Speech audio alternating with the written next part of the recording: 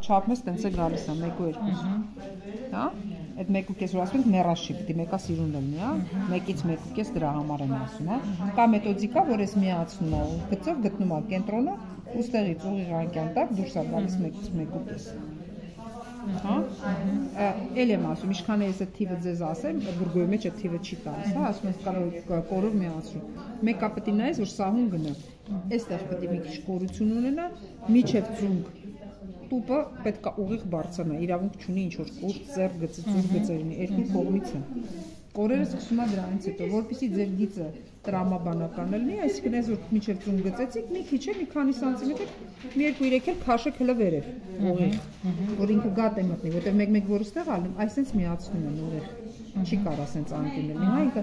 այդ շալվարի ձակն է ինքը սենց ուզում է աստիճանաբար գա որ գիծը գալի շարունակում նույնը էս հատվածում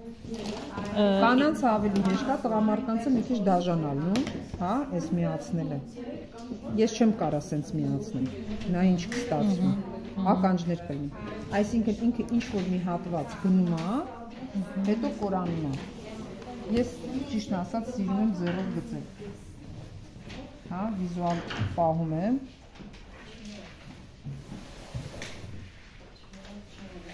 մի հատ նայում եմ եթե շատ սուր է հա եթե շատ սուր է ես այս տերերը կարող եմ մի քիչ բան անեմ եթե մի քիչ ավել եմ գնացել ոնց որ բան չի լինի էլի հա տեսեք այսի ստեղ պետք է այսպես անկյունիկներ մի արա կորը ստեղից է սկսում այսօր մի սանտիմ բարձրացել ես կորը տեղից է արդեն քո կորը տեղ է